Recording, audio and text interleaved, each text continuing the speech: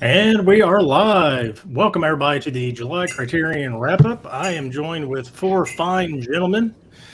And tonight we're going to talk Criterion, everything we picked up during the sale, everything we watched, and what we're hopeful for before the next sale. So I'll let everybody introduce themselves, going around the horn. Let's go ahead and start with the man, Mr. Tony. Hey, how's it going? Thanks, Ryan, for having me be a part of this. I'm Tony, Basement Blues. I love collecting physical media, talking physical media, so I'm very happy to be here tonight. Thank you for joining. I greatly appreciate it. And Mr. Tim from Tim Talks Talkies.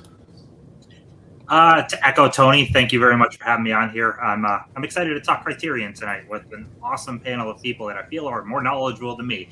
But yeah, definitely looking forward to this. Tomorrow I have a new room tour video going up on my channel. Past that, I don't have much else to say. Y'all are awesome. Hey, you're getting better at that. And next, we got James from 20 and 21st Movies. Hey, Ryan, how you doing? Thank you again for inviting me tonight, and just looking forward to a great conversation. Should be a lot of fun. Just had a great month of Criterions, and just looking forward to talking about it and just sharing thoughts to this panel and hearing people's comments. So, thanks again for inviting me, and really look forward to it. You're very welcome, sir. And last but not least, KB from KB Loves Movies. How's it going, everyone? I'm KB. KB Loves Movies. Besides Criterion, I also am into physical media collections. So I do conversations and movie reviews. So if you haven't already, please check out my YouTube channel. I'm also on Instagram. And I'm happy to be here. Again, thank you all for joining me. I do have everybody's Instagram and YouTube links down below. So if you're not subscribed to any of these people, please do. Help KB get his numbers up. Yeah, he needs more subscribers. Awesome. Thank you. So tonight's going to be a pretty easy night. It's kind of laid back, kind of be, snobbish with our button up. Well, I guess I'm the one that's got a button up on. But anybody that's in the chat, if you want to tell us, let us know what you picked up during the sale this month, that'd be great. I'm going to hit the chat in between questions. But Tim brought me a question on IG chat. And I thought it was a good question. So we're going to start with that before we get into our sale pickups. And that is, what foreign language country do you most enjoy to watch movies from? Now, if anybody watches my channel, and they know I'm very much into Asian cinema. Mm-hmm. So Japan, South Korea, China, I watch a lot of stuff from that area. But one of my focuses of this sale, I was trying to expand those boundaries, and I did pick up some stuff, I think, from France, Iran, and somewhere else. I guess we'll see whenever I get into mine. So, Tony? Yeah, I don't know. I like a lot of the different ones. I've got a lot of, I've got Spanish, I've got Korean, I like the Japanese stuff also. Just, it doesn't really matter to me. Just if it's a good film, good story that I can read subtitles for, and I'm all good with it. All right. Yeah. Subtitles can be, I think that's what holds back few people from actually watching movies. And Criterion, I think, is a really good way for people to get into foreign movies. They're done so well. The transfers are great. The supplements are great. And subtitles are easy once you watch one or two movies, I think. Yeah, and it helps keep your focus on the movie. You don't have to have your phone out or anything. Yes, you got to read those subtitles. You don't want to miss the plot. So. Yeah, for me, that was my entry point into a lot of foreign cinema. I think I started collecting Criterion around 2013, and before that, I really hadn't watched any foreign films, and so I would say so echoing Tony's. Japan, Korea, France, Italy, so many different countries, Germany, Austria, of course, some African, nations as well, Senegal. So I've have been exposed to a lot of these great films that I would, if it wasn't for Criterion, I wouldn't have, ever discovered before. So a lot of different countries, a lot of different languages. It just makes me wish I could actually speak some of them. I wish I could speak Spanish or Italian or Japanese. So I'm sort of inspired to pick up, a Berlitz course or something to try to learn some of these languages so I don't have to read the subtitles for some of these films. But Yeah, I'm hoping one day that like telepathically the subtitles will just start showing up in my brain and I can start understanding all the stuff. All right. KB or Tim, whoever would like to answer? For me, I think the one foreign language that I got into the most, besides Spanish, Guillermo del Toro movies, would be Italian. So I think Fellini is what really got me into the Criterion Collection. You add on to that Antonioni and Rossellini. And out of all the Italian movies, I would say the easiest one to get into, I think it's 2014, The Great Beauty. It's Paolo Sorrentino, because it's a modern film, but it's also an Italian film. I mean, besides something like Parasite that everybody knows, out of the ones from Italy, I would pick that one to introduce someone to watching an Italian movie, because you get the difference in culture, and you also, you're watching subtitles the whole time. And just to echo what Tony said, it really makes you pay attention more to the movie. So that's an easy one than saying grabbing something from the 50s or 60s to recommend.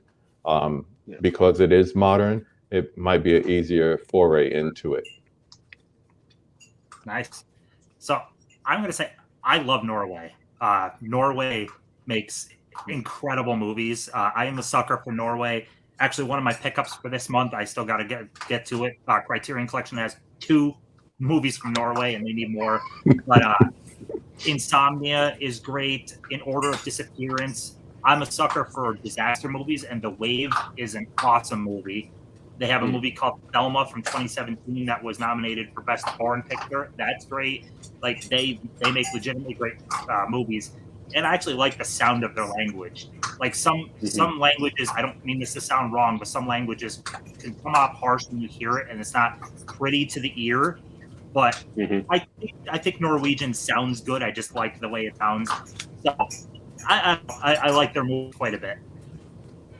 Yeah, on the same thought, I also think that the Criterion Collection does a great job with their silent films. If you enjoy silent films like the Charlie Chaplin films and some of the other ones, they've got some really good ones too. Yeah, I actually got yelled at by a viewer on my pickups from Barnes and Nobles earlier about my disgraced older movies. It's like, I'm not disgracing older movies. I just sub 1970. I find it hard to get into American movies. I just haven't made that jump yet. But you give me a Kurosawa or anything like that, I'll watch it. But that's my next step. I think next year I'm going to jump into more of that silent films, Charlie Chaplin, Buster Keaton, stuff like that, and kind of check it out, because I've heard nothing but good things. Yeah, a lot of good stuff there, and the Criterion editions are great for all the Chaplin releases. It's fantastic. I think the hardest thing is always remembering to watch and judge the movie by the time and the culture, instead of putting modern eyes and, in our case, it's American culture into it. Just, if you're watching a movie about feudal Japan, it's not going to be like your typical American suburb. So understanding that and going into it, whether it's a silent film or even a more modern film, really helps with getting into those films. And also just appreciating some of the filmmaking techniques that Charlie Chaplin employed, and just realizing that, wow, this film was made in 1930 or late 1920s, and he was able to do these different things. It's actually pretty impressive. This sort of, hearing supplements about, wow, how he did some of the special effects and everything for the time. This is like almost a 90 or 100-year-old film. He was able to do some pretty amazing things. Yeah. And like you were saying about feudal Japan, Criterion's really opened my eyes to other parts of the world and lets me see how other countries kind of came up. And it's very interesting to see something other than an American movie. I mean, it really, really is good.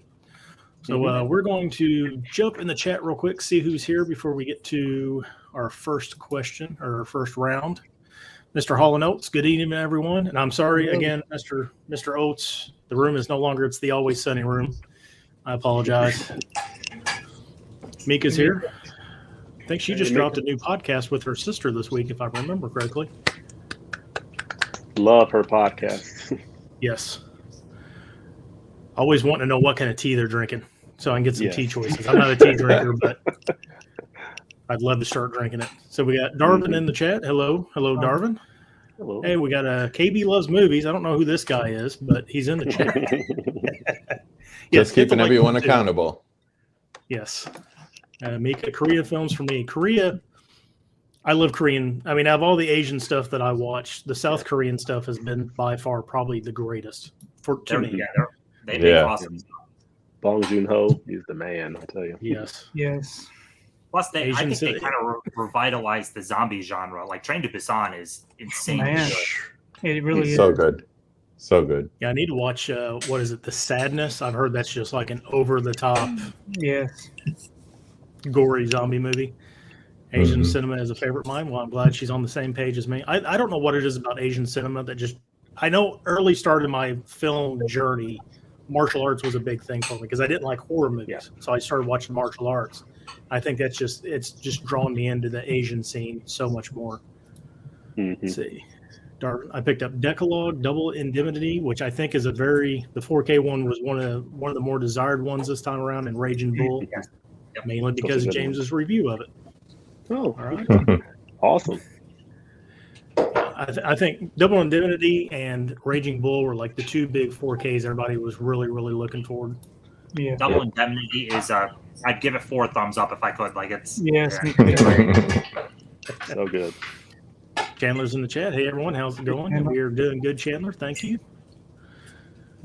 Let's see. I picked up a couple. Some were Okja, Eyes Without a Face, Del Toro Collection, Carnival of Souls, and Onibaba. Now, Okja was the one I was probably most excited for. I know, Tim, you were too. Oh yeah. Mhm. It is so Eyes good. Without I a saw it. Face. Looks great. Eyes Without a Face. That's the one that was on your practical effects with the Yeah, facing. I'm gonna pick that up in November because what we saw in that sold me. I haven't picked that one up yet. I may have to buy pick it up that at day. some point. I went to go buy it that day, and they didn't have a copy of it. I was so mad. I'm assuming the Del Toro collection, that's that 3 one. It's got Devil's Backbone, Pan's Labyrinth, and Chronos. in it. Chronos. Chronos, Yeah. yeah. No, is that but that collection is not available any longer though, right? think it's I out of had print. to buy mine individually.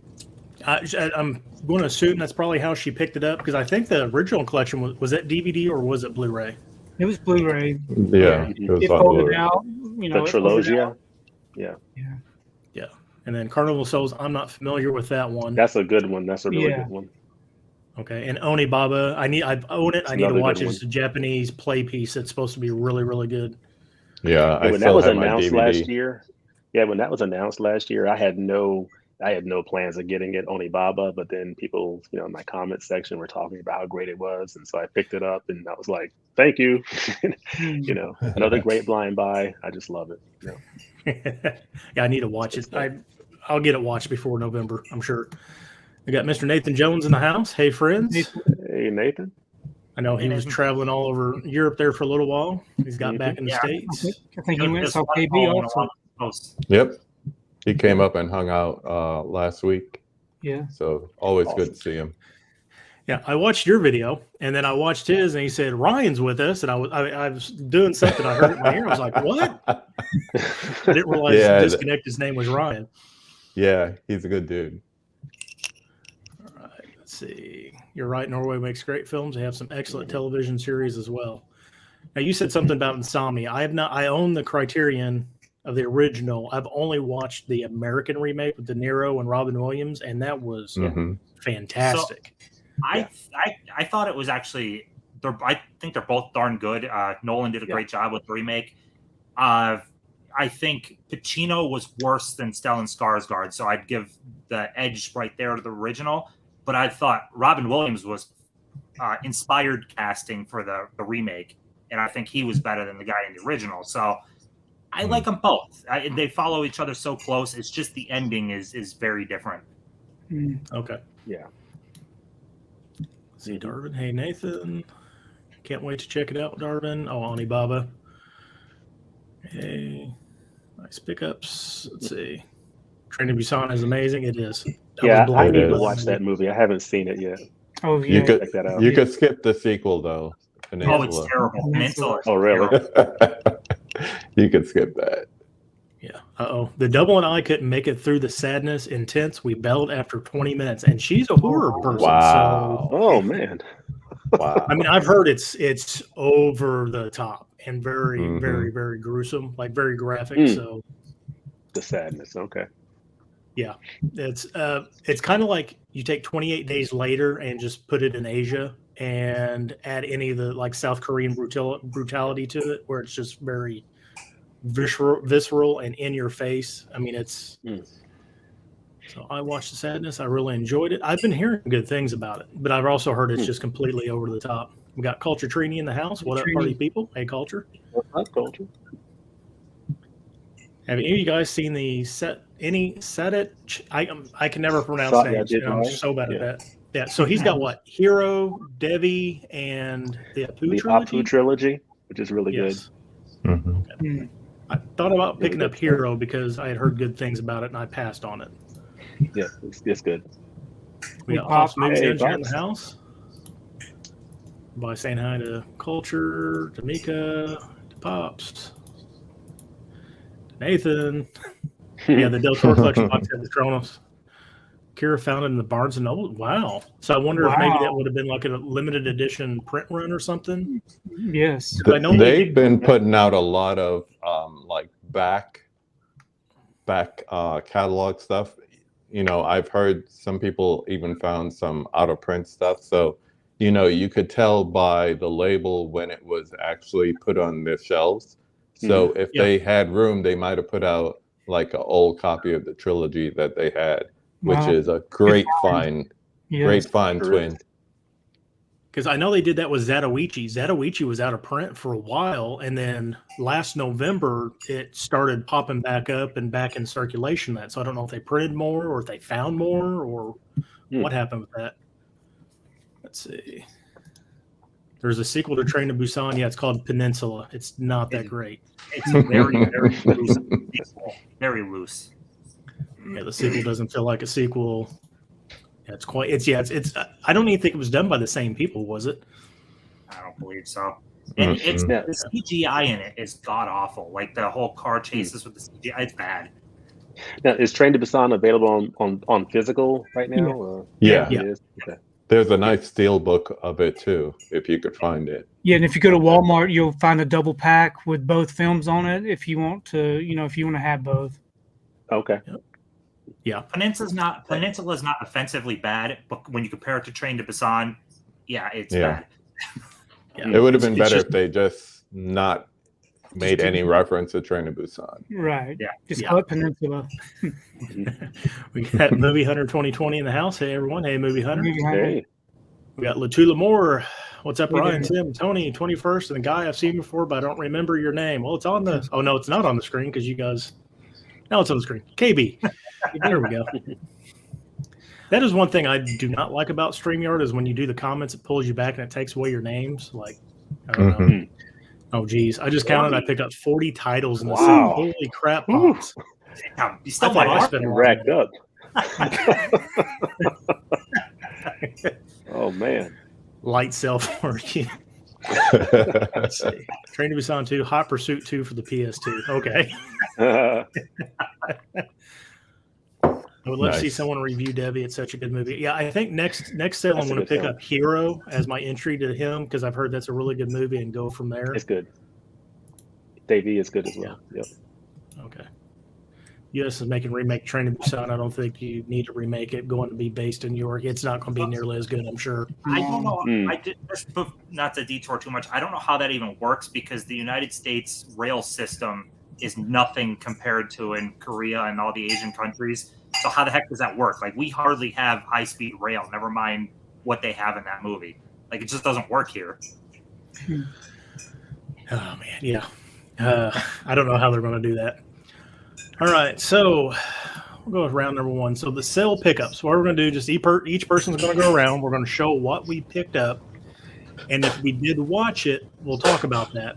And then round two is going to be everything else that we watched that we did not pick up. So Tony, if you want to start us off and let's see your massive pile, I'm sure you've got one. Yeah, I actually bought quite a bit, but unfortunately, I did decide to send a few of them back because I thought I could just wait for another time because I did kind of spend too much. But the first batch I want to show is just the ones that I did not watch yet.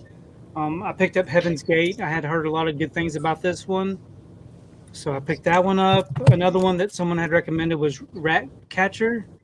I don't know if anybody's seen this one or not. Yeah, that's Ramsey, I think, right? Yes, Ben Ramsey. Picnic at Hanging Rock. It happened one night. I love old Hollywood films.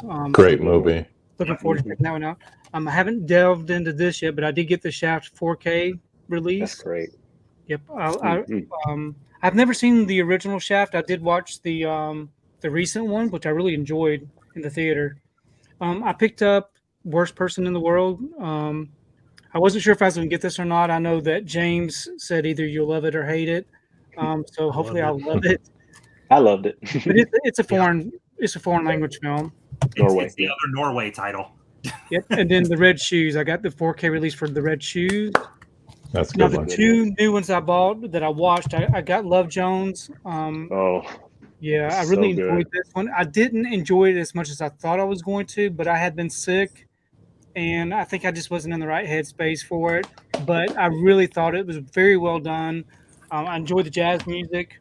And then Raging Bull 4K, I really enjoyed this one. I actually watched this one before I got sick. Really, really enjoyed this. And I had never seen Raging Bull before, so I was really happy to watch that. But those are the only ones I picked up. I did pick up Okja. I sent it back, and just a couple of other ones that I picked up that I ended up sending back. They were new releases. I knew that they weren't going to go anywhere, so I thought I might just get those in the next sale. But anyway, that's what I picked up this sale. I did watch 22 Criterion movies during the month, so I'm sure we'll talk about those later on. Oh yeah. I thought my 15 was good that I watched for the month, but yeah, 22. 22's a lot. I hit 12. I didn't say there were 22 good movies, but I did watch 22 Criterion films. All right, Tim, what you got? Okay. My stack's a little bit bigger. I'll go through the didn't watch first. I bought a second copy. I got a return. I'm stupid. One Night in Miami. I really wanted to see that when I was on Netflix. This is a great movie. Just haven't watched this version yet. Okay. Island of Lost Souls. Just blind buy, which is one of the great things about Criterion. Blind buying. Rogue. Sounded good. That's a lot of stuff on blind buys. Shaft. A lot of people picked up Shaft. Sorry. I was playing with Another one I saw a long time ago, but haven't watched this version yet. Good one. Raging Bull. Definitely looking forward to getting into that one. Drive My Car. Oh yeah. So good. Devil in a Blue Dress. Yeah. It's nice. Seen many times. I have the Steelbook and I have a bunch of other versions. I'm like, you know what? I'm gonna finally get the Criterion just because. Walker.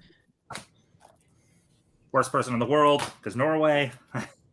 Love the Basketball. That's a good one. Yeah. Defending Your Life. Finally picked up the Bruce Lee Greatest Hits collection. And Nice. before I That's a watched good the pickups for this month, Okja, because I was so ridiculous excited. This is a fun, quirky movie. It gets dark, but it's unique. I mean, Bong Joon-ho makes unique movies. Rewatched Night of the Hunter because it's one of the greatest movies of all time. I used to have a copy. I sent it to John at Platex 2 because I really wanted him to see it. So I rebought another copy. And I'll buy the Kino 4K when it comes too. Really, really liked this. The life. I'm glad you liked it. Oh my gosh. It is the picture quality is fantastic. It's it's a slow burn. You're basically just joining Katharine Hepburn as she's on vacation in Venice. And it's just this unique story of her. Like, she's kind of lonely. She starts falling for this guy who happens to be married and lives there. I loved it. It's a beautiful movie, really. And the cinematography is gorgeous. It was done a lot of it with natural light. Oh my God, it looks great. And Yeah, I'll probably watch that tonight. oh, it's wonderful. I loved it. And Double Indemnity, because I mean, it's Double Indemnity. It's an amazing movie, and this is a fantastic release. So yeah, I'm very happy with the ones of these pickups that I did watch. What is going on here? There we go. Jeez. I don't know how to work StreamYard. There we go. Now, Okja, I've seen Parasite. That's the only thing. I've got a Bong Joon-ho box set. Well, I've seen Snowpiercer too, which Snowpiercers are even different than everything else. But Okja was really different from Parasite, and I just love the dynamic of Okja compared to Parasite. Check out The Host also. Yeah, that's good Oh too. yeah. Mm-hmm. Yep, so, all right. Let's see. James, what'd you pick up? All right. I picked up a few things here. This is a movie that I was so happy to finally revisit. I hadn't seen it in a long time. And this is a great addition, Mississippi Masala. So I've started rewatching it. I've got about maybe a third or halfway through, and it looks so good on this Blu-ray. And it is just a really nice cultural melting pot story. Basically, you've got Denzel Washington. He lives in like Louisiana. This young lady here is from India, but her family was in Uganda. So it's a combination of different cultures from India, from parts of Africa to southern U.S. Coming together. They're of course in a relationship, and there's some clashing there between the families because of the nature of the relationship and everything. But just a really nice movie. So I really am enjoying this. I need to finish it and go through the special features, but really glad to revisit this film after a number of years. Then I picked up The Worst Person in the World. This is one that was on my wait for November. When I was doing my wish list for July, I was like, I'll probably wait on this to November. Glad that I did not do that, and I went ahead and picked it up. And I absolutely love this film. It is so good. Renata Reintzev did one of the Criterion Closet videos, and that's definitely worth checking out. This is a really good Norwegian film. Really enjoyed that. And I have not seen this one here, Tales of Hoffman, but this is from Powell and Pressburger, the same directors who did The Red Shoes and Black Narcissus, The Life and Death of Colonel Blimp. So this is a Technicolor film from 1951. And I think the cast from The Red Shoes is also the cast in here. So it's like an opera, but I'm looking forward to watching this pretty soon. Tales of Hoffman. And then this is one that I wanted to pick up as a blind buy because I love Criterion blind buys. I don't know hardly anything about it other than it's a film from Poland, and it's Ashes and Diamonds. I've heard good things about this. This is from Andrzej Wajda. So I don't know much about this movie. It's from 1958, but I'm just looking forward to diving into it very soon. So Ashes and Diamonds. Then, of course, I and a million other people picked up Raging Bull. Amazing edition. Really enjoyed this one. It looks so good on this 4K, and of course it ports over most of the special features from the 30th anniversary edition, and there's a couple of really nice visual essays on here. So really dug this edition. Scorsese was just the man, and Thelma Schoonmaker, his editor. I almost feel like editors don't get enough credit, but their work on these movies really helps make these films. And Thelma Schoonmaker is a great example of that, working with Martin Scorsese.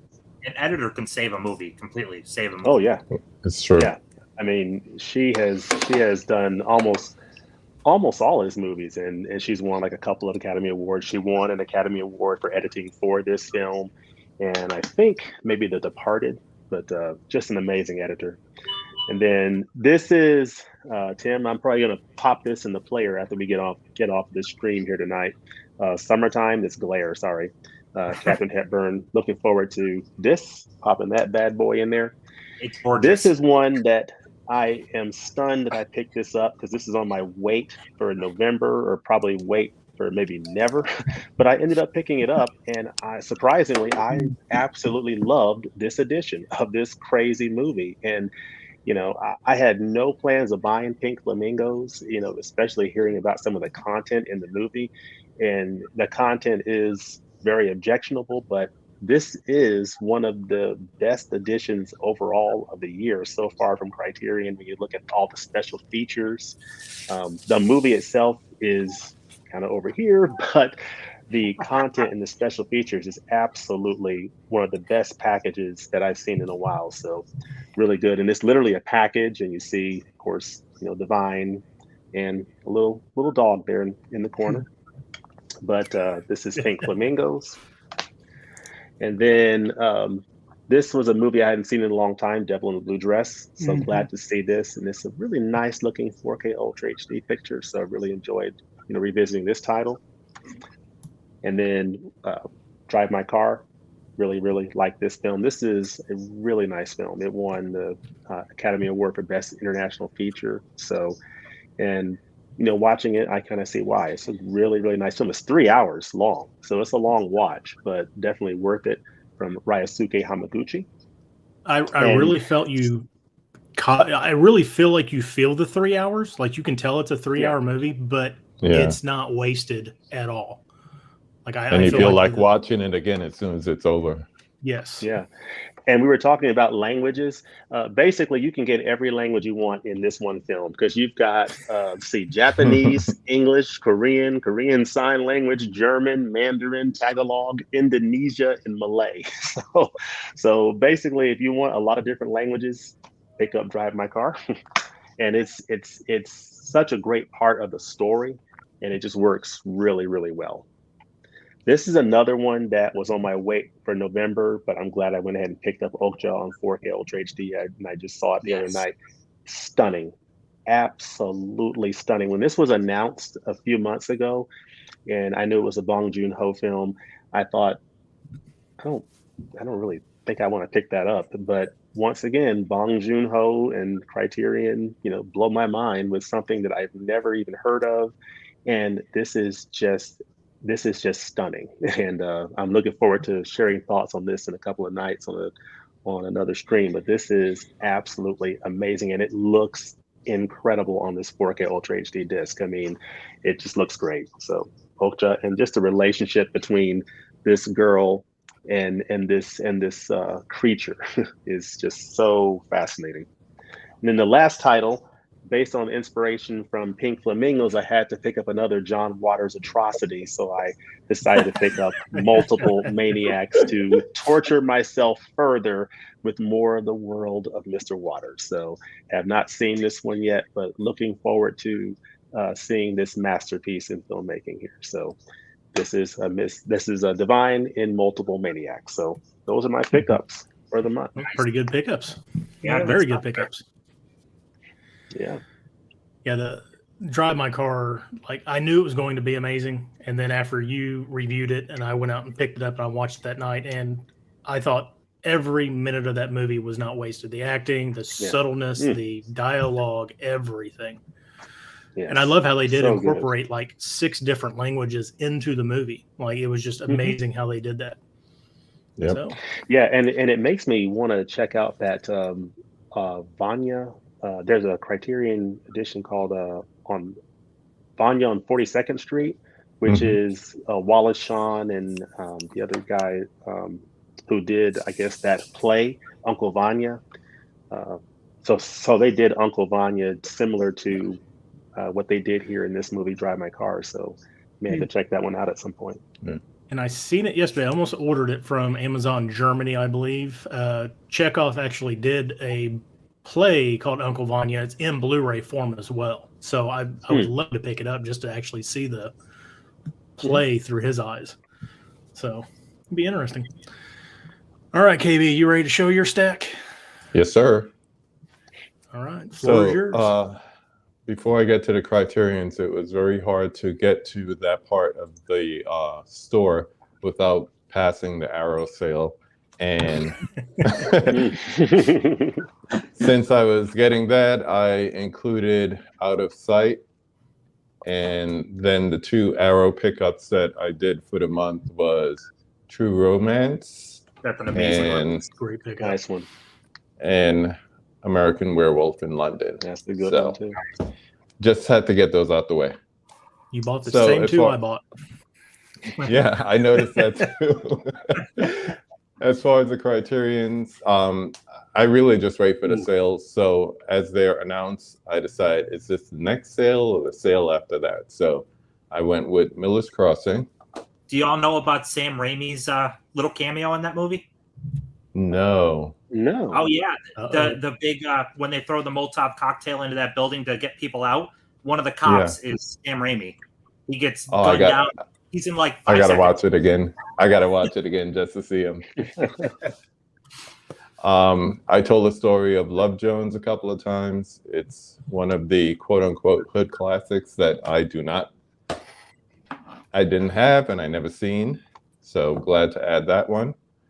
Yep. I added the double Denzel special this month. So I got Mississippi Masala. Haven't seen that since the DVD deals. So happy to get that.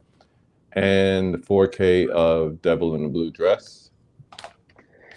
Yeah, so glad for Denzel to finally be in the collection and in a It's about big way time. with those two titles. About time. One of our greatest actors. Of course, my favorite film noir. Hell yeah. Quote this all the time, so I had to add it in 4K. I went through all of this yesterday.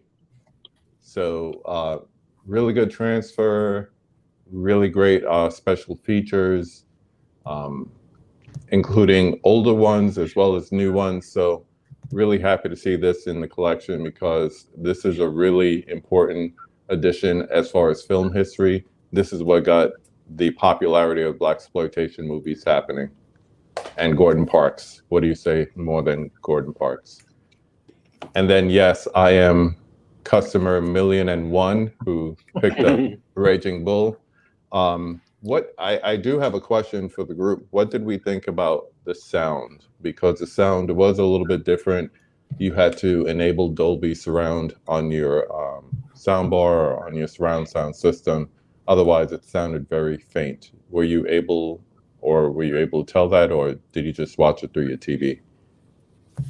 I watched it through my surround sound system, but I do all my films, so I didn't really notice any difference. But I think I did hear about a few other people that had some issues with the sound on that particular release. Yeah, I was playing with it like the first 15, 20 minutes of the movie, and then I just said, you know what, clear voice, and then everything sounded great. Was it just not I guess maybe the way they coded it just wasn't picking up the Atmos, so you had to manually, is that what it was? It wasn't even an Atmos because it's a 2.0 surround. Oh, so okay. if you just leave it on the 2.0, it's just your left and your right. You don't get any center channel. Oh, okay. So center channel usually being where the voices come out. So it was kind of like the voices were like over here instead of being here. Okay.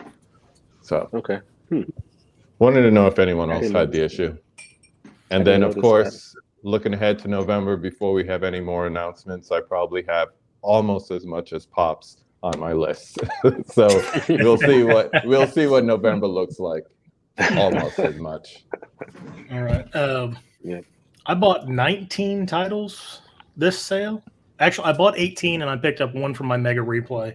So I guess I'm kind of cheating on that one. And out of the 19, I think I watched 9 of them.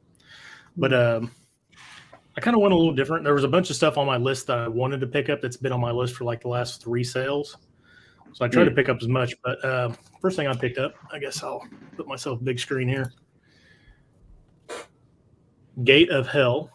This is originally only $30, so I got it for 15. It's just something I've kind of looked at every once in a while by Kinagasa. It's basically about a guy that lusts after a married woman, and it's won a bunch of awards, so I figured I'd check it out. It's Asian cinema. A movie I planned on watching, but I never got around to it. Akira Kurosawa's High Low. Yeah, I need to, That's So my good. favorite get around to Kurosawa watching film right there. And then a movie I did watch, and I just couldn't stop laughing. Throwdown. And laughing in a good way. Because the dude literally just wants to throw down with every man he meets. And I just thought this was a very fun, very well-paced crime noir, I guess is what you call it, or thriller noir, but very good movie. I really did enjoy it. Yeah. And then moving on to I shop usually once in store, like, and get a big haul, and then I usually make one big online order too, like the first night. So this is everything I ordered. Tampopo by Juzo Itami. I've seen this before a long time ago. I just wanted it in the collection. It's basically about a woman and her ramen shop and a man that wants to fall in love with her and her food. It's a great, great movie if nobody's ever seen it. That's a great addition. Jim Jarmusch, Dead Man with Johnny Depp. I literally just bought this because of Johnny Depp, but I do love Jim Jarmusch. I've heard okay things about this movie. I've heard it's not like the greatest, but it's not bad either. So figured I'd check it out. I forget who recommended this, but Breaking the Waves. It sounded really, really interesting. Again, another movie I'll get around to watching at some time. This has been on my list for a while too. Vengeance is Mine. I know. KB, was it you that said this was a good movie? Okay, I need to watch it. That is so good. Was it 79? Yep, I need to get in to watch that. Then this is where I started expanding out of Asia. I picked up the Three Colors trilogy. France, I believe, is that it? Because it's for the colors of the flag. So I haven't broke into this yet, but I've heard this is like one of the best trilogies in the Criterion. So figure out. Oh, and I should thank you. There's rumors that that's going to get a 4K release. Yeah, I should thank you because now the 4K is coming out. That's usually what happens. That is usually what happens. I think several of you guys recommended this. Chan is Missing. This movie I thought was brilliant. I watched it. Not brilliant, but it was very, very well done. I love the docu-style storytelling in it, and it was just kind of really neat look of immigrant Americans that I've never really seen in movies before. And it was just a neat take. I thought it was really well done. And then this movie, Taste of Cherry. I've been going around with this for a couple sales now. I finally picked it up, and I watched it, and I was blown away by it. I mean, I don't know if anybody else seen this on the panel. It's good. So it's really good. It's on my wish list. It's been on my wish list for a while. It's just film. Very, very powerful. And I mean, not a whole lot happens in it, but it really makes you look at life and people's decisions. I was blown away by it. I got this on James's recommendation. I figured if you're going to love it or hate it, I'm probably going to love it. Blown away by this. I really loved it. Now it's made me want to go see the other two movies in the Norway trilogy.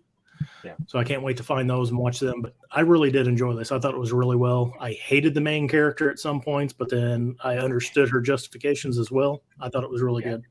There's a wealth of stuff to check out from Norway, though. So many great movies from them. Yeah. I'm definitely going to be checking out the other two. The Oslo trilogy is what it's called. But the other two of that. And then, of course, picked up Okja. I had to have this. I mean, first time to technical blue or physical media besides the Netflix screeners or whatever they were, but love this movie. Love Bong Joon-ho. Then my in-store pickup was only 5, I guess. Yeah, 5. I was going for Kronos and The Devil's Backbone. They did not have Kronos, so I'm going to have to pick that up on the next sale, but I wanted to get the rest of my Guillermo del Toro movies. I think I've got almost everything except for Kronos and maybe one other release. Haven't watched this yet, but I've heard it's really, really good. Sancho the Bailiff by Mizoguchi. I've seen several other Mizoguchi movies, and they've all been excellent. And this is supposed to be one of his best. Tokyo Drifter, as you can see, Asia. I watched this last night, and I've never watched a Suzuki film before, and this was kind of like a mess and all over the place, but it was still good. So I'm thinking his style is deliberately that way. So I'm going to have to check out some of those stuff. I guess he's got Branded to Kill, I think, is also on the collection. That's supposed to be really good. Yeah. So I can't wait to check that out. First Danny Boyle movie. I've had this on my list for like 2 years. The sole copy my Barnes & Noble's had forever had a loose disc in it, so I never bought it. This one isn't loose, thank goodness. But I was blown away by this. Ewan McGregor's first appearance also in a movie. Really well done. There's a bunch of twists and turns. It's a cool little crime thriller, murder mystery thing. Highly recommend it if nobody's seen that. Yeah, it's a good one. and then I upgraded my Blu-ray. I had just had a standard Blu-ray. I upgraded this strictly for the supplements. I love this movie. I rewatched it last night. Still probably, to me, almost a perfect film. 5 stars inside Llewyn Davis. Yeah, the AV great on music. that is so incredible. I mean, the picture looks great. The music, that folk music sounds amazing on that. So good. And I always forget that Adam Driver and Justin Timberlake and John Candy are in this. Every time I watch it, I forget they're in there. Then they pop up. I'm like, oh, yeah, there's people in here. And then Justin Timberlake is so underrated. Yes. Oh, yeah. Oh, yeah. The Inland Sea. This is what I picked up at my Mega Replay. I think I paid $9 for this, but it's basically a writer wrote about his journeys into the Inland Sea in Japan. And this is basically the movie novelization of it. So I need to watch it. It was Japan. I had to pick it up. And then finally, drive my car. Immediately watched it tonight. I got it. I mean, I've already said what I said about it. This movie's beautiful, I think. 5 stars out of me. I can't wait to watch some of his other stuff. I know he's got a movie that's 5.5 hours long, and I was weary about that. I knew about that movie, but now I want to watch it. Because, I mean, 3 hours on this, I can imagine a 5-hour movie if it's as good as what this was. All right. I kind of rushed through those, but that was my pickups. Good stuff. Yeah. All right. Let's see. Get that off there. Let's go see what the chat's doing real quick. If I can remember where we're at. There we go. Have you guys heard the French remake of One Cut of the Dead? No. I did not know they're doing that. I've never heard of that. That was a weird One Cut of the movie. Dead was fun. Yeah. See. Zatoichi was re-released without the DVDs. Okay, that's the version I have because when it came out, I immediately wanted it because I think the original versions were going like $300 to $400. Wow. Shaft release is beautiful. I love the colors they use on the front of that. Yeah, the art. Yeah. Love Jones is great. Island of Lost Souls is so much fun. Not familiar with that one. I showed it in mine. But Oh, okay.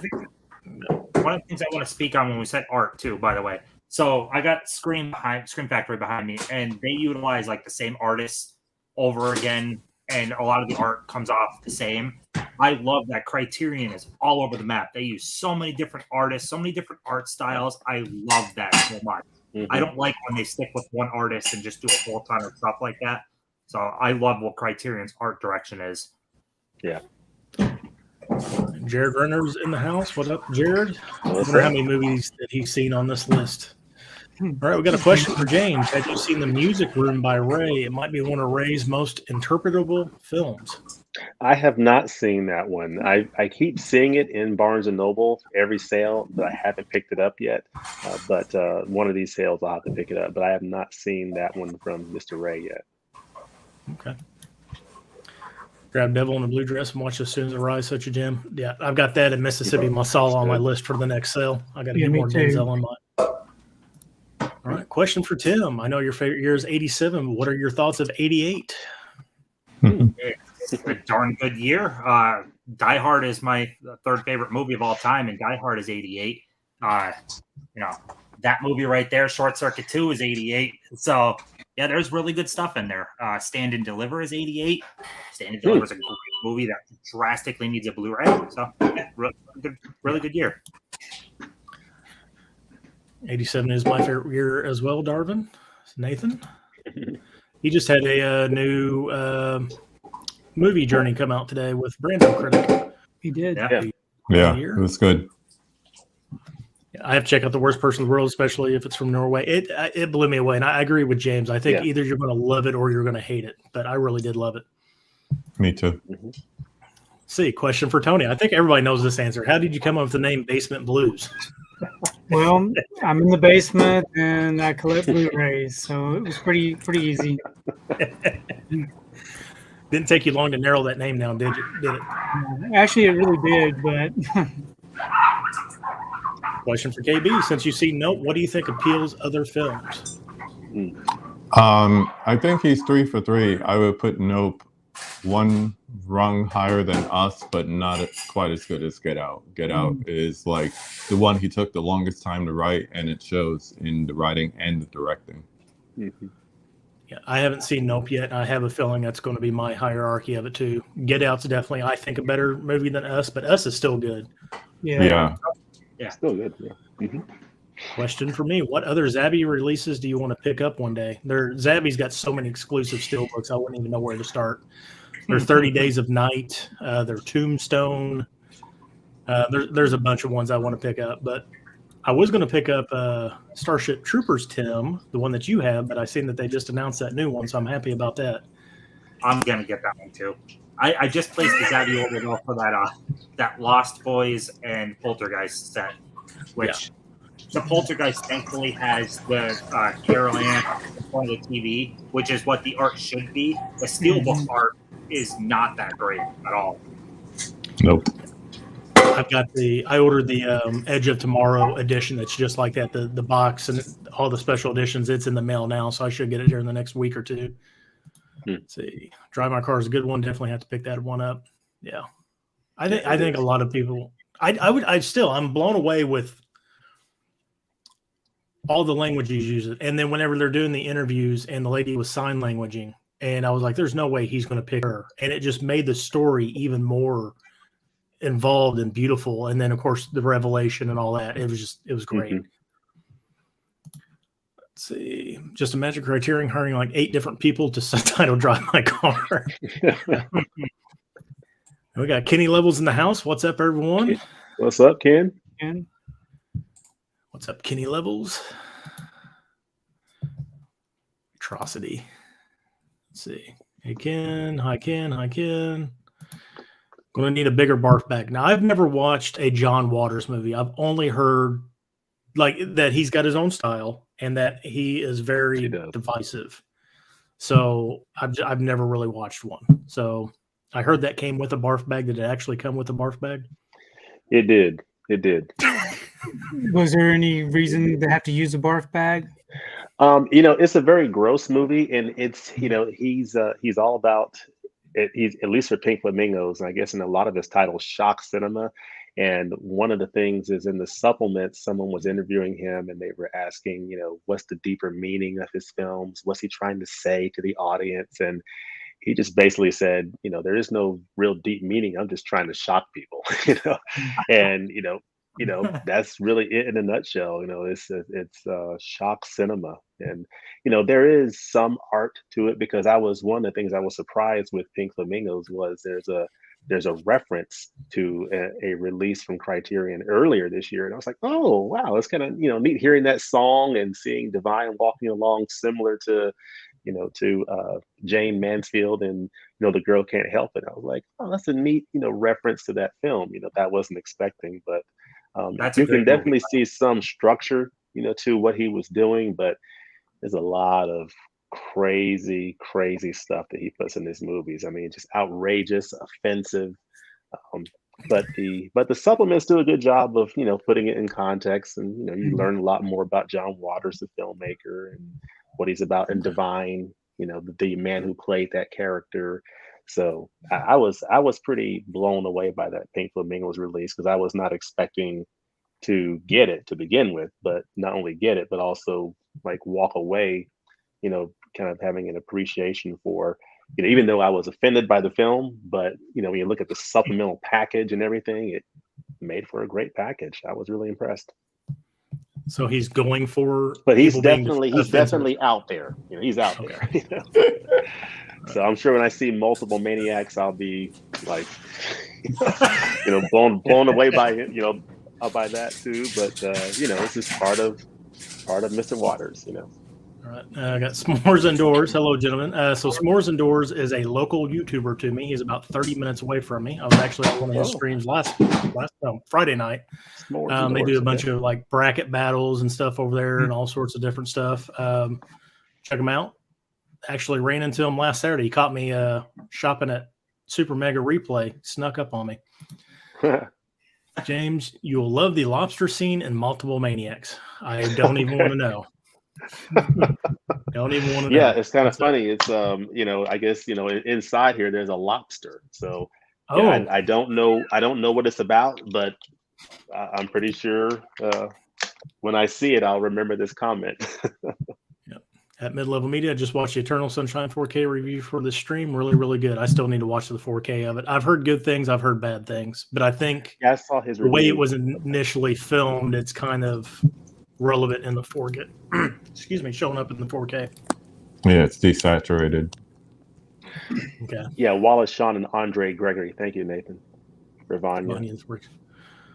So let's see. I'm shocked that Charlie Kaufman doesn't have a release in the Criterion Collection. I'm surprised too. I mean, he's had quite a few good movies. Of course, he's done what Synecdoche, New York, which I could actually see that getting a Criterion.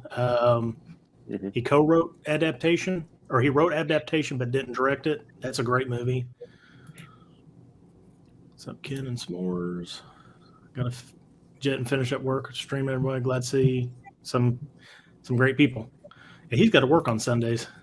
All right, Nathan. So many. There we go. My month is gonna be October, even though it's not a sale month. I'll be picking up all 6 titles. Oh, everything's coming out in October, which we'll get to that here towards the end. Dang. Yeah. Happy Sanjo. Hello, everyone. Hello, Sanjo. Hello, Sanjo. Love Tampopo. If you've seen Chef, like I would say Chef would be like the equivalent sort of American version of Food Loving. If you're hungry, don't go watch it. That's for sure. Excited for Inland Empire 4K coming out in 2023. I did not hear about that. I know I've got a foreign release of it. I don't even think it has an American Blu-ray release. Let's see, I picked up a few movies and it was my first time buying Criterion. Well, Sanjo, let us know in the chat what you picked up. I rewatched the Apu trilogy a few nights ago, and I forgot how amazing the soundtrack is for every movie in the trilogy.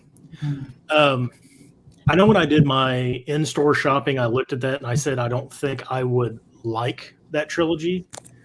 So that's why, because I know people have praised it, but I think what I'm going to do is I'm going to start with like Hero and probably watch Devi or Davi, and then if I like those, I'll probably pick up the Apu trilogy. Yep. Taste of Cherry is depressing. Yeah, I mean, I don't disagree with that, but I mean, unfortunately, there's thousands upon thousands of people that think like that every single day. Writing down these film recommendations. Well, thank you very much. Taste of Cherry is just wow. I was thinking about that movie days after watching it. Yeah. And I love how they leave the ending of it. Like you don't know. It leaves you to your own thoughts. I love mad world. Yeah. Love it. It's a mad world. Boyhood, Blue's the Warmest Color, Female Trouble, Pink Flamingos, Monterey Pop, and Beyond Valley of the Dolls. All great titles. Yeah. I was amazed with Boyhood.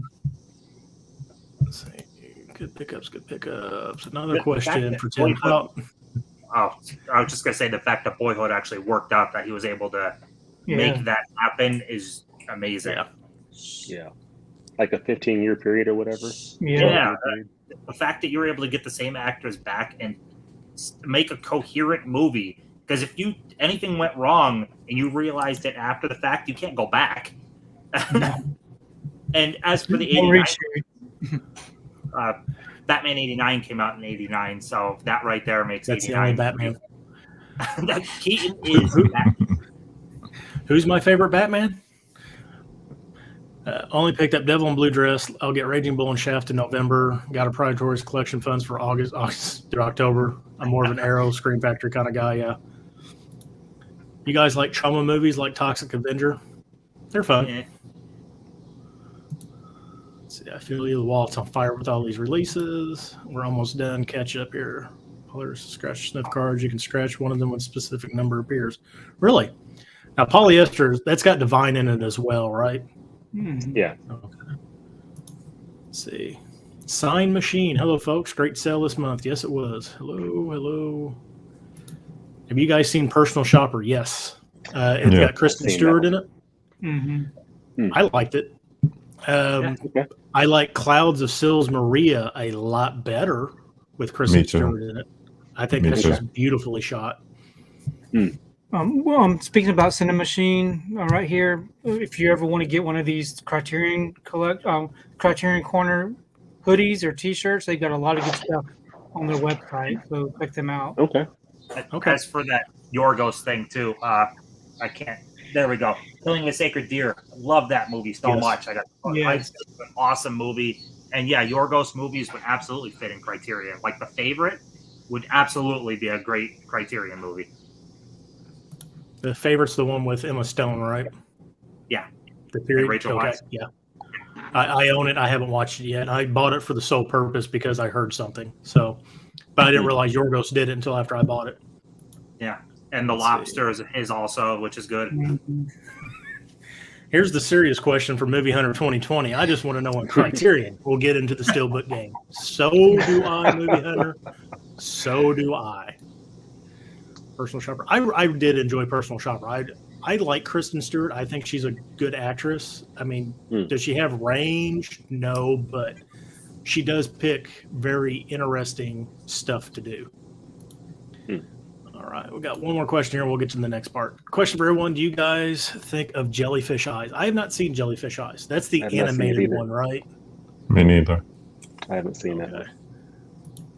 I know the cover is very easy to recognize because it's the jellyfish with the huge eyes. I don't know. It's animated. Does that have anything to do with Big Eyes? The lady that did all the art with the big eyes? I don't know. If you even know what I'm talking about. I do. Criterion really needs to dive more into animation, though. Like, if they're lacking in one area, there's so much animation out there that isn't Disney that they can get. Yeah. And so I don't know why they hardly talk animation. They've got that. They've got what? Forbidden World? Is that the one? Fantastic Planet. Or Fantastic Planet? Yeah, I didn't want to say I was thinking Forbidden Planet, but yeah, And Fantastic Planet. Watership Down. They got Watership Yeah, Watership Down. very Yeah. depressing. Fantastic And then they've Mr. got Fox, of course. Yeah, I was going to say And they- Fox. Stop motion and then stuff. hopefully- Fantastic Mr. Fox. Yeah. Yeah. But to be up to, what's the spy number they're up to right now? And like you have a 11. handful of animation. 11:30 something. Yeah. That's step up the animation.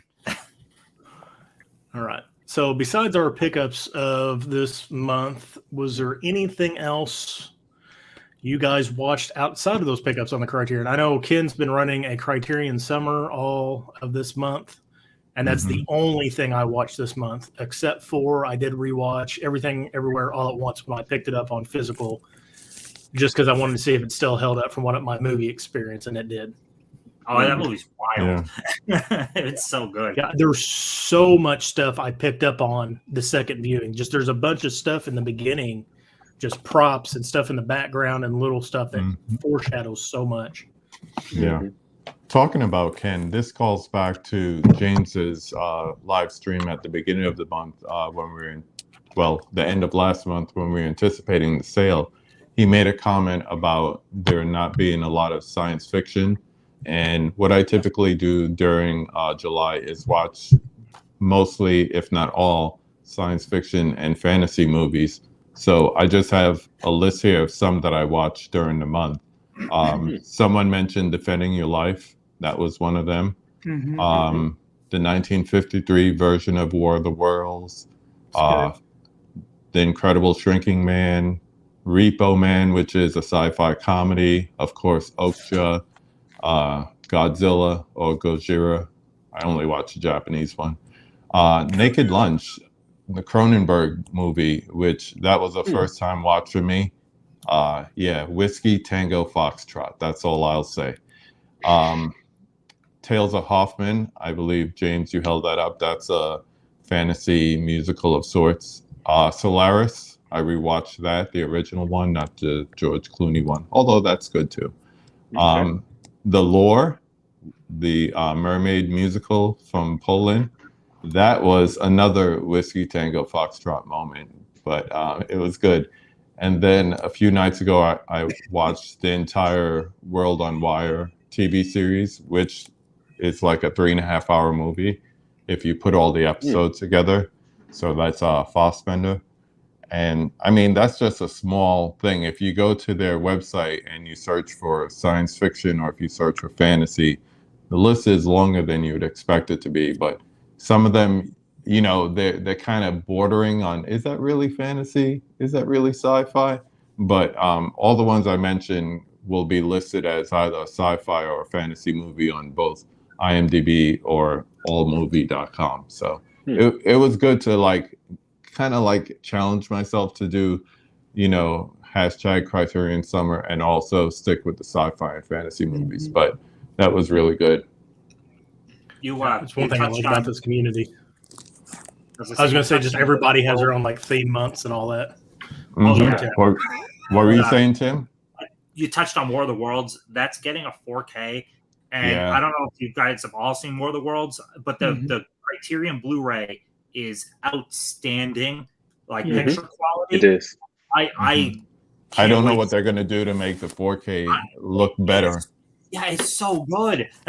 Maybe the HDR can really make that even pop already more because the colors are so vibrant. It is colorful. Oh my gosh. I'm looking forward to that. All right. Tony, what else did you watch this month? So I watched 22 films. So some of the highlights of those, Straw Dogs. I had never seen the original Straw Dogs before. This was a very different movie. So I'm not going to say much more about that one. It was kind of depressing. But I watched Written in the Wind. I love the classic Hollywood films. Just looked really, really great. Another one that I really enjoyed was Claudine. That's a good one. Yeah, James Earl Jones and Diane Carroll. I really love this film. So, very well done. I watched the 3 Guillermo del Toro films. I didn't get the nice fancy box like Mika did. I really enjoyed all 3 of those. I watched them in release order, which didn't make any difference, but just enjoyed those. One of my favorite films that I've seen in the Criterion Collection is Come and See. I finally took the time to watch this. Really, I still haven't watched that. That's a good one. I'm not going to say much about the image here, but you know, after you watch the film, just take a look at this image. And then it's a tough one, but it's a good one. Lastly, I watched Some Like It Hot. I had never seen this film before. That's So so I good. wanted to see something a little bit upbeat and fun. So I watched this one and really enjoyed it. But those are the highlights of the films that I watched. Some of the 22 that I watched during the month of July. Yeah, I returned that when the 4K came out, the Kino 4K. Yeah. I like that there's so much the Criterion Collection has something to say. It has social and political topics to touch on. Like you could kind of educate yourself with a lot of the Criterion Collection. But then there's something like Some Like It Hot, which is just a fun time. Like sometimes you just want a silly, fun movie, and Some Like It Hot is that. And then just watching the supplements afterwards is what I spend the time watching the movie, but right after the movie, I have to get into all those supplements. So it takes time, but you learn so much. Even if you didn't really appreciate the film as much, after you watch the supplements, it kind of helps you get that appreciation. Just like what James said about the Pink Flamingos. Yeah, and just what you're saying as well, Tim, and just all the range. It's just the range of movies that they have in the collection, from crazy out there films like Pink Flamingos to the high art stuff to just fun stuff like Something Like It Hot. It's just there's something, there's something for everybody, which is really cool.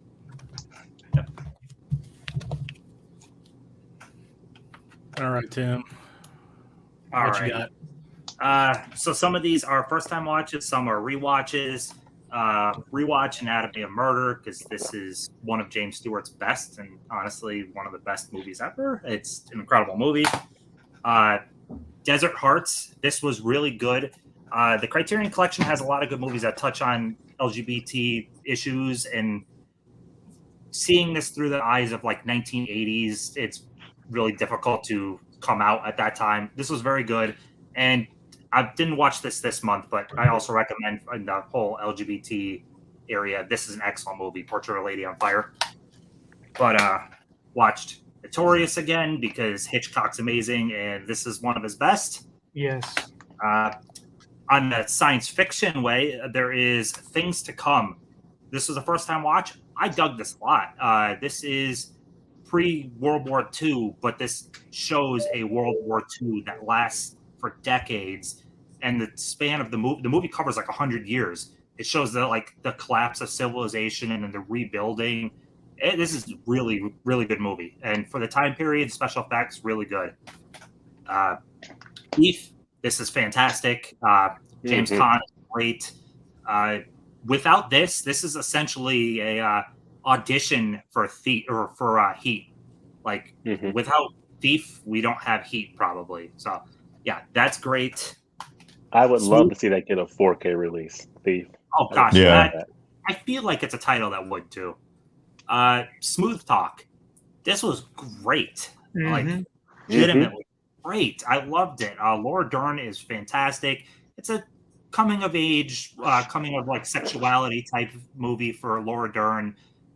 Treat Williams is right here on the front. He's not really in much of the movie, but what he is in, he's creepy. And, like you don't really know what his deal is. He's just this is a great movie. Just definitely check that out. Yes. Watch this one today, Moonrise. I dug this one quite a bit. The main guy's father is hung, so he's teased all his life that, oh, your dad was hung because he killed someone, and then he accidentally kills someone, so it's him trying to get away with the murder because it was accidental. It was a good movie. I liked it. And Insomnia, the original. Really good movie. I mean, Stellan Skarsgård is fantastic in it. The Nolan one wraps things up in more of a neat little bow. This one kind of makes you feel a little bit icky at the end. They're very different at the end, but the story beats up to that are pretty much the same. So that's what I watched. Nice. James, what you got? All right. I watched a number of things this month. Of course, KB put up his Arrow haul with the Criterion, so I gotta show a few of these Arrow titles. I got Edge of Insanity. Ken from Mid-Level Media recommended this, so I need to watch this. Have not watched this yet. Watched it just yet. Also, Donnie Darko.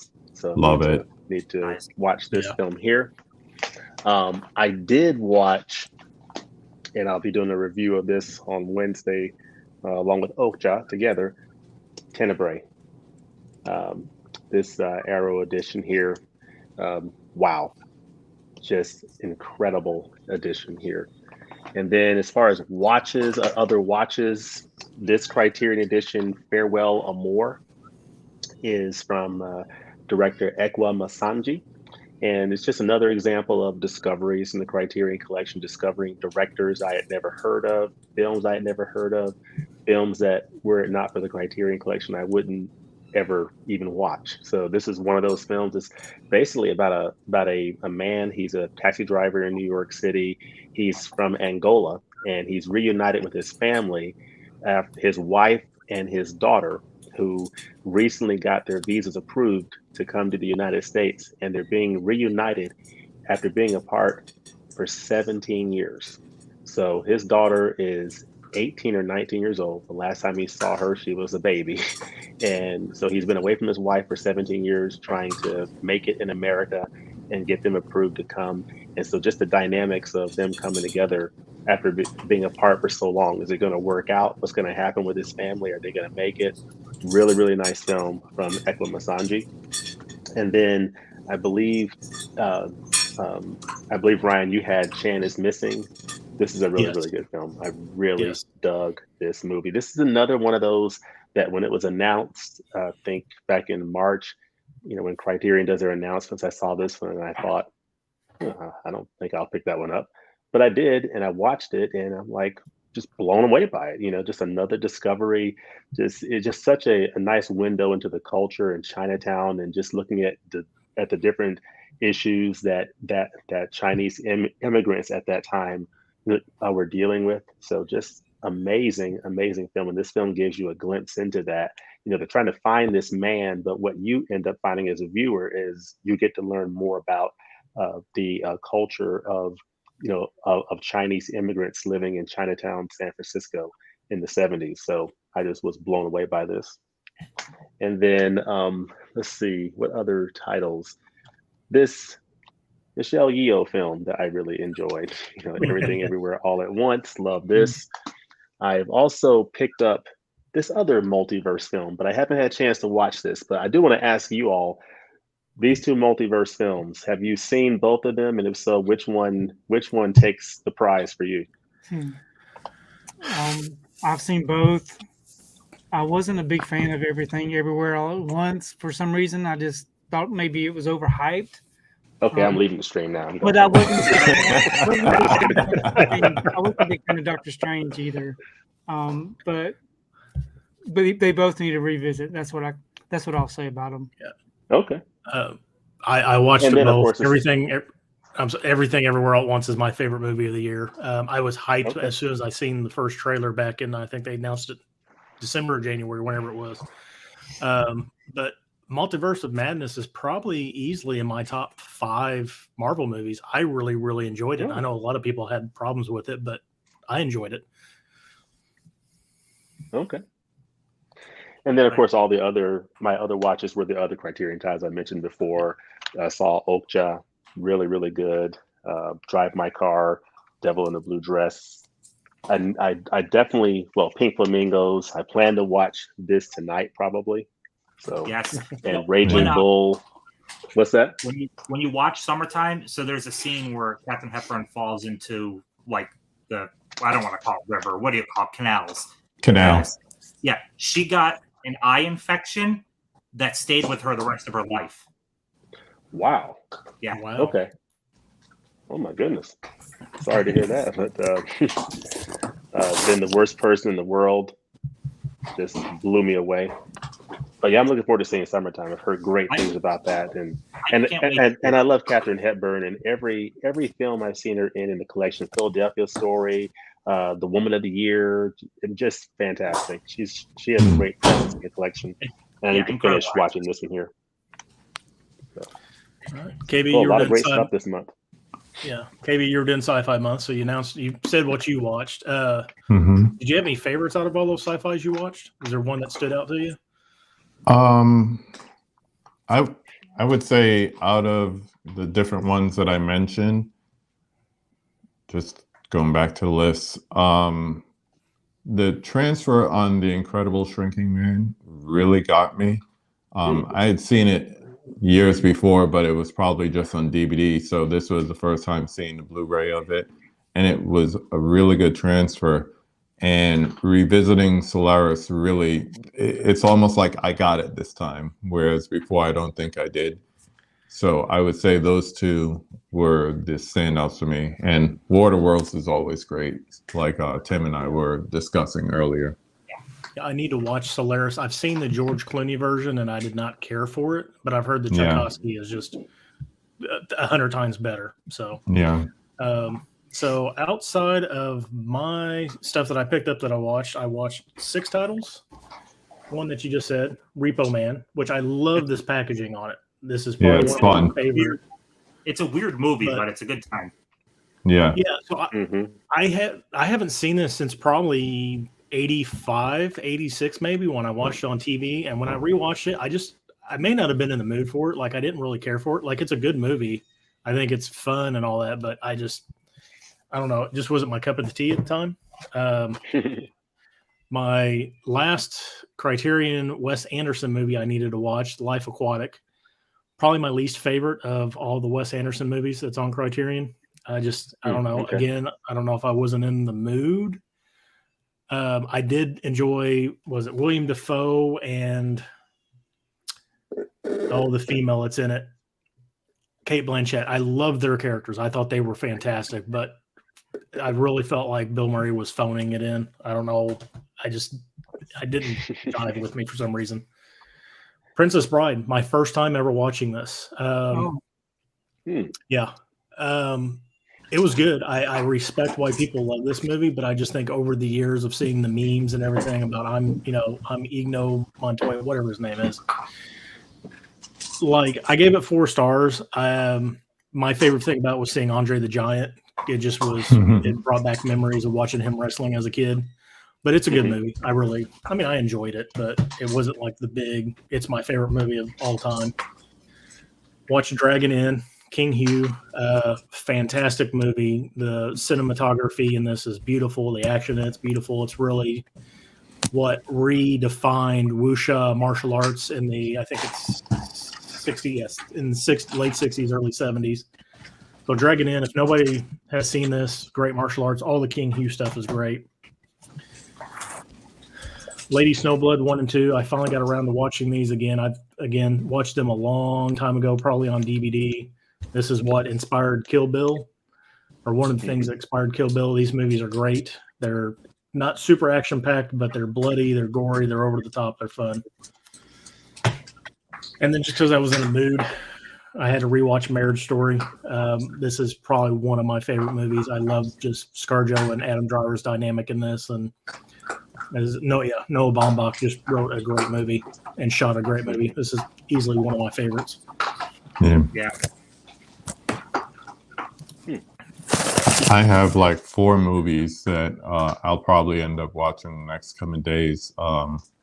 James, you mentioned Farewell Amore, and also you did a review on Boat People, those 2.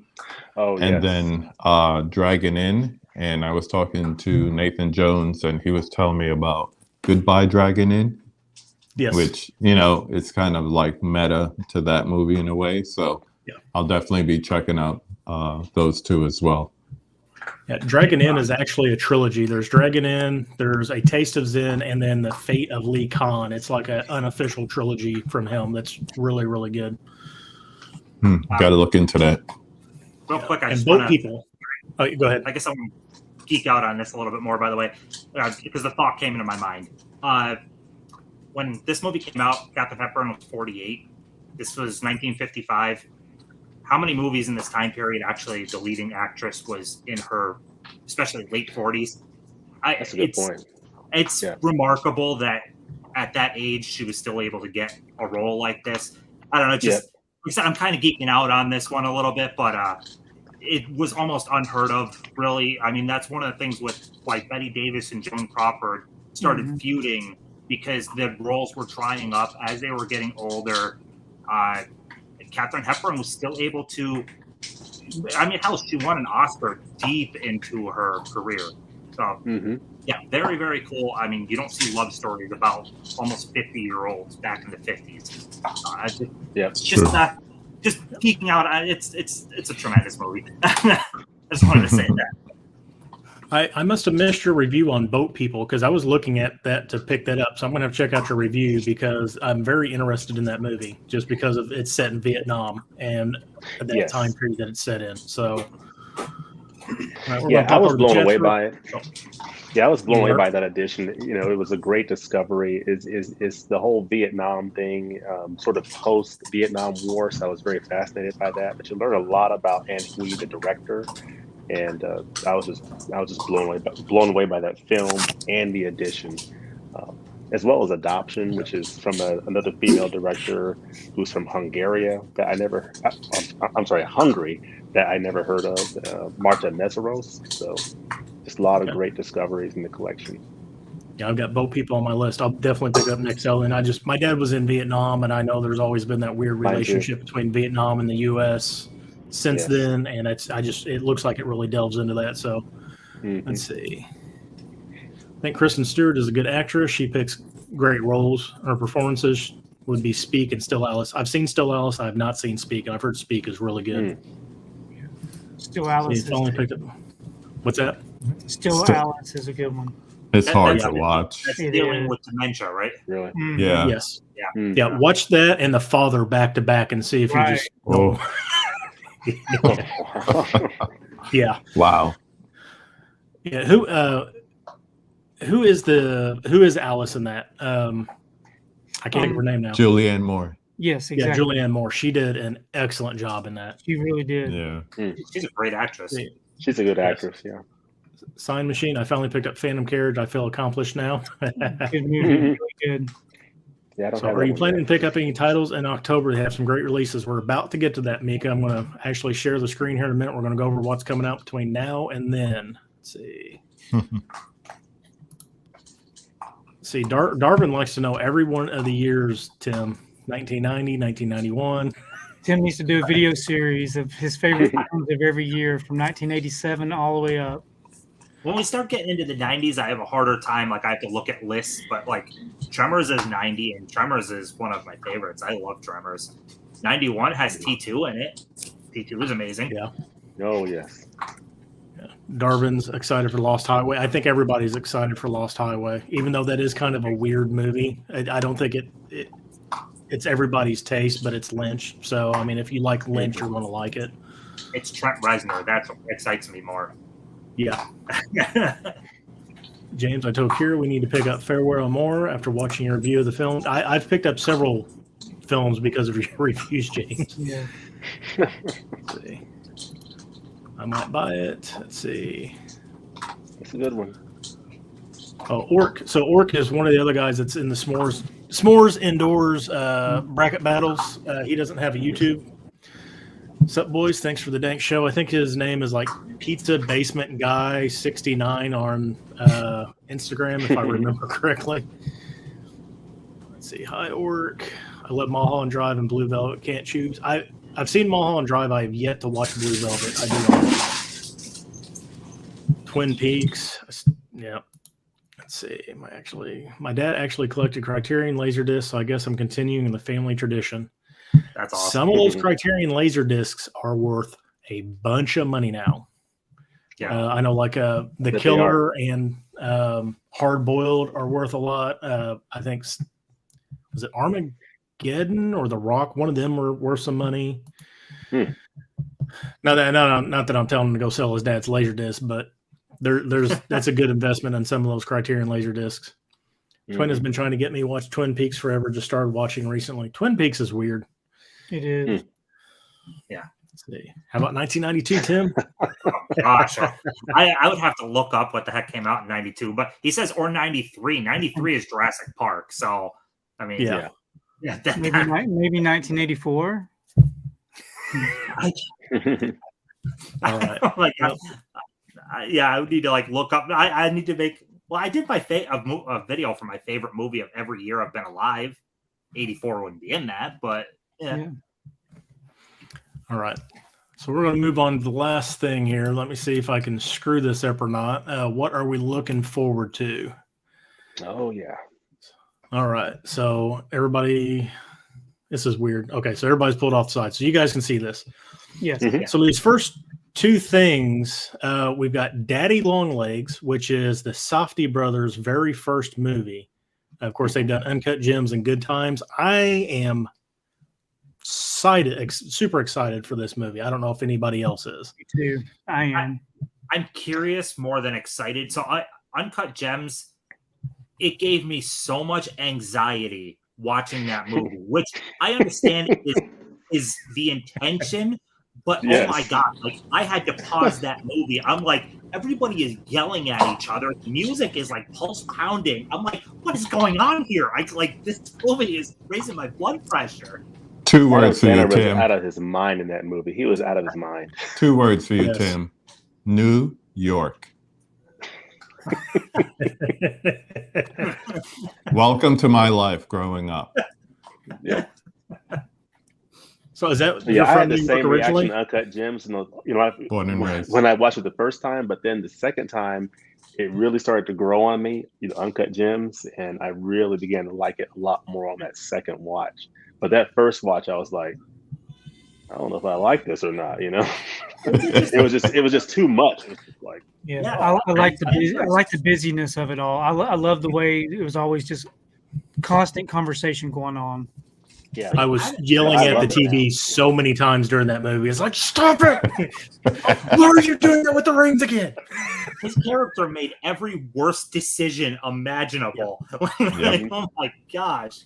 Yep. And Good Times does the same thing. I mean, you really feel for Pattinson's and Safdie's characters in that. But yeah, I mean, they elevated it by like 20 on Uncut Gems. Yep. So this is the other movie that's coming out. Let's see, both these are August 16th. So this apparently is an indie movie by Ronald Braunstein, but one of the Safdie brothers is also got his hands on it. I forget which one it is, but apparently I think this guy the Benny does Safdie. for all of the Safdie brothers movie stuff. I can't remember if it's either like cinematographer or writer or something, but he does something for the Safdie brothers movies. I think he's a writer. Writer. Okay. I knew he was I think something. so. Okay, so that Yeah, makes my sense. initial reaction when I saw these announcements, when I saw Daddy Longlegs and Frownland, my initial reaction was, I don't think I'm interested in those, but I've gotten to the point with Criterion that the blind, I just trust them from a blind buy standpoint. So I'm probably gonna get those and just dive into them and probably love them. Yeah, I don't know if I'm on the Safdie train just because of Uncut Gems, but I honestly really do enjoy their movies. I like the anxiety in them. It really gets you engaged with the movie. So it'll be interesting to see these two. So then let's see. The third week in August, we got Hotel de Nord. I don't know nothing about that. I don't So either. anguished young lovers, fallen women, and wanted criminals, all manner of social cast-offs. Okay, so basically this is kind of like everybody's in a hotel. Mm-hmm. That sounds interesting. Hotel So it's a in the French North. movie, 1938. Mm-hmm. Well, anybody looking forward to that? I'm going to take that as a no. Not highly, no. Yeah, I know a couple of you said Buck. Oh, I didn't realize this is a Sidney Poitier movie. Okay. Yeah, Yep. I'm all getting in. that. Sidney Poitier directed this and starred in it, Okay. I can along get with with Harry that. Belafonte. Okay. I can get behind that. I don't think I have any Poitier in the collection. I need to fix that. I think Yeah. I love Denzel, and I guess Poitier's could you compare Denzel and Poitier against each other? Are they similar actors? That's a great question. Yeah. I think Denzel has more range from his early days where he did comedy to drama, action Mhm. to Shakespeare last year. So definitely more range than Poitier, but he definitely, as they would say, Poitier walked so Denzel could run kind of thing. Exactly. He Yeah. blazed the trail for so many that came He behind. did. Yep. Okay. Yeah, I'm looking forward to this one here, Fayadaya. Just as from a discovery standpoint. So for me, Fayadaya and Buck and the Preacher are the ones they're the highest on my list for August. For August. Okay. This looks interesting. So, a sublime work of personal vision, the debut feature by the Mexican-Ethiopian filmmaker Jessica Bashir. That is one thing I do like about Criterion lately. They have really been pushing into the African-American directors and all that, and they've really been putting out, I think, some good stuff. Of course, we got 1st of September or September 6th, first week in September, we got the 4K of Blowout, which I'm kind of mad about. Yes. Yeah. Yes. Well, I'm excited. Yeah. That Yeah. movie I mean, I got this here, but I'm looking forward to that so much. I'll upgrade that in Yeah. a second.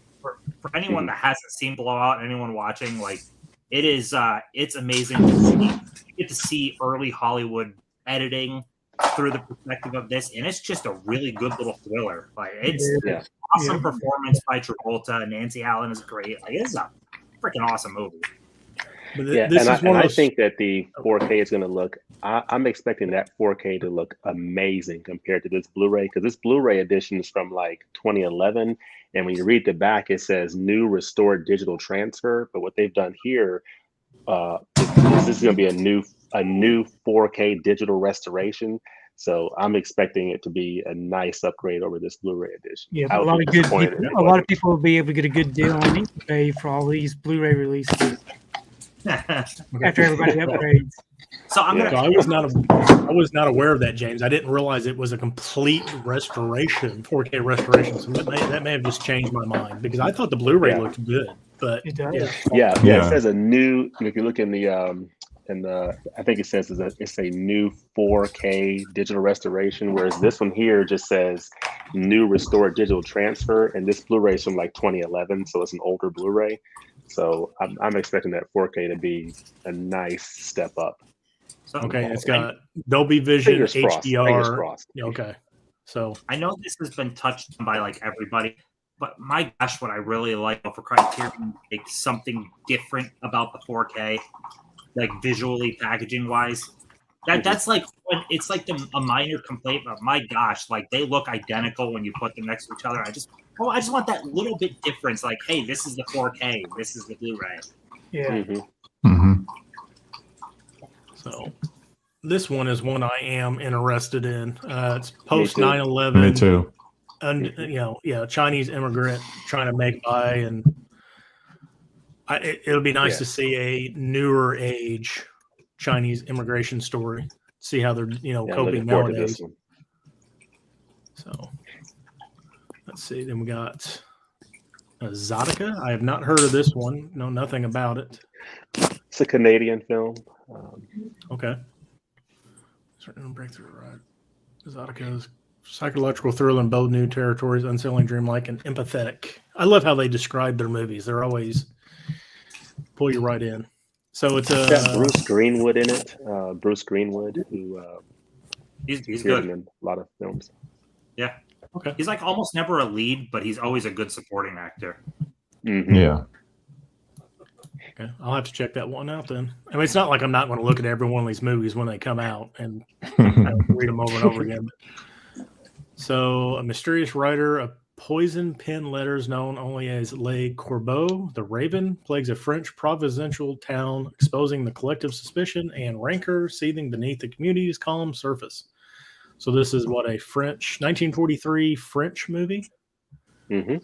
So, Should be that good. kind of looks interesting. Yeah, I'm probably going to get that in November. That's from the same director. That's Henri Georges Clouzot. He's the same director of Diabolique and Wages of Fear. So Okay.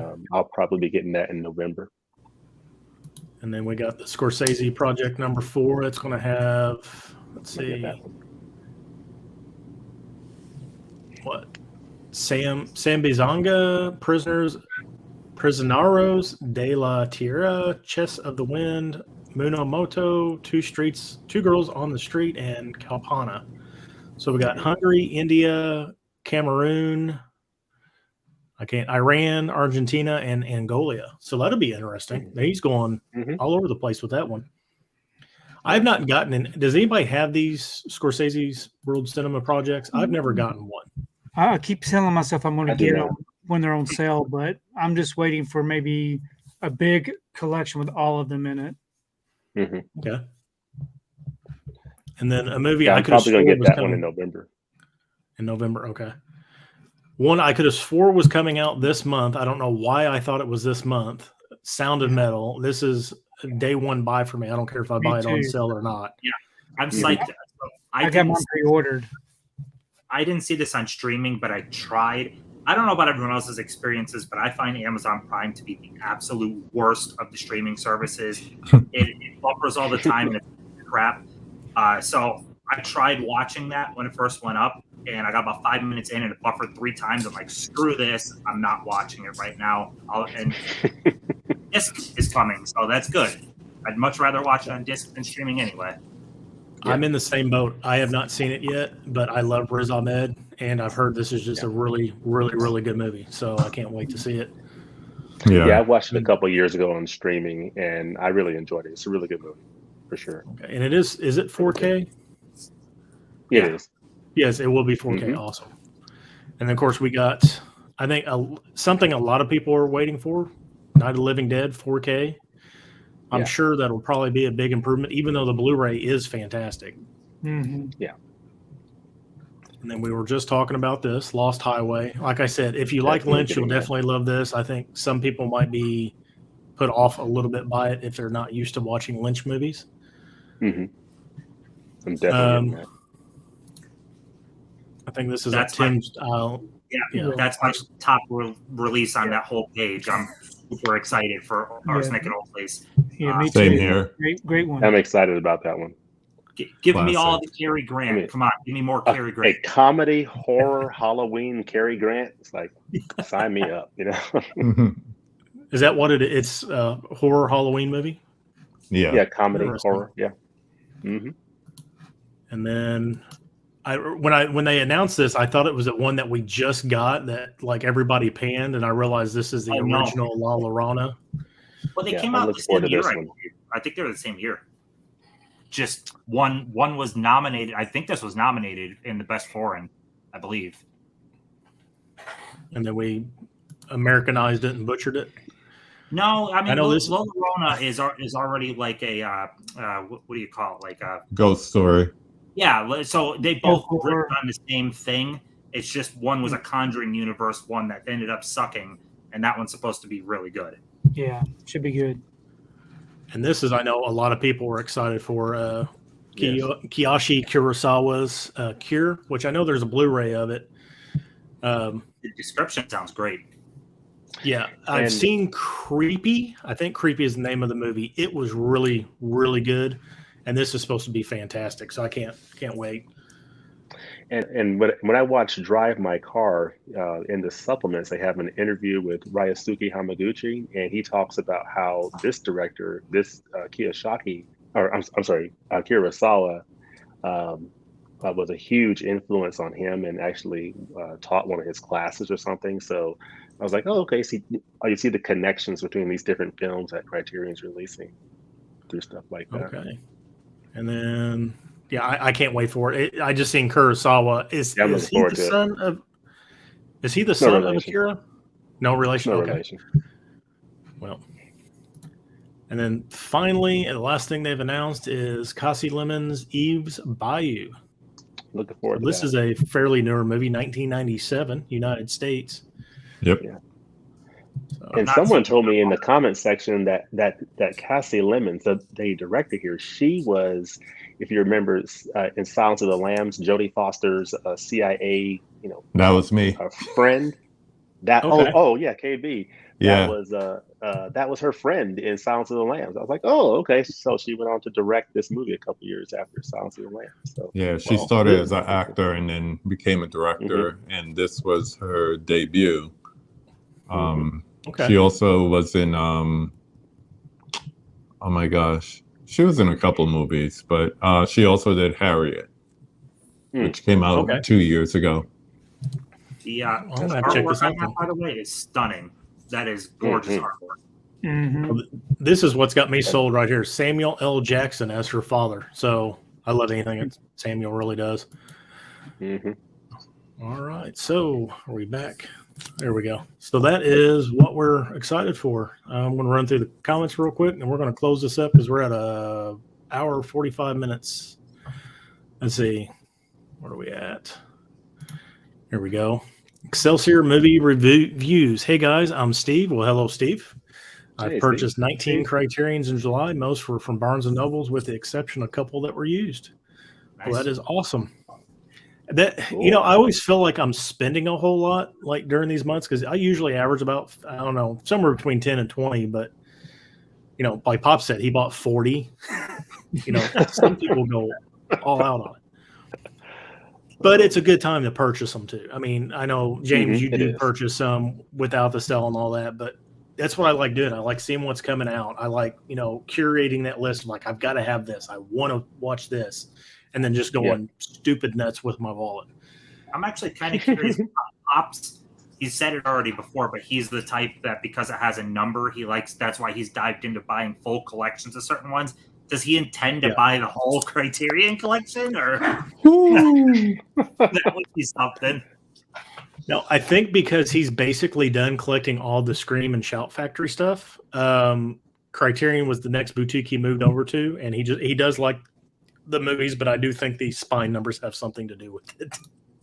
And a reminder, folks, if you do any Criterion videos, you got to give us the spine numbers. We love that stuff. Darwin, I'm most excited for Frownland and Office. I'm excited for that. I can't wait. One of the Safdie brothers made the cover for Frownland.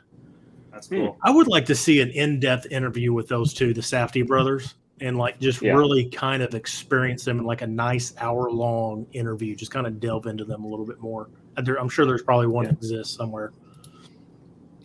Definitely want to grab Buck and the Preacher. Yeah, Sidney Poitier. I know he makes good movies. I need to delve into him sometime.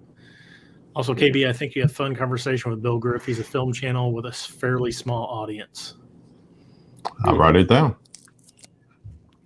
Sidney is one of my faves. I would say him and Denzel are very different actors, both great though. Okay. Because I love Denzel. Denzel's probably easily my top 3 favorite actors of all time. Great actor. So glad I waited to grab Blowout since its 4K is coming out. Yeah, I'm going to feel bad. I'm going to have to rebuy it. But if it's a true 4K upgrade, then I can't. It'll definitely look better. Yeah, it should be pretty sweet. And I bought it so long ago that I don't mind double dipping now. You know, it's not like it's not like I You can just bought justify that. Blu-ray. So I could have bought 10 it 2 months years. ago. I'm still upgrading. Like, it's a phenomenal movie.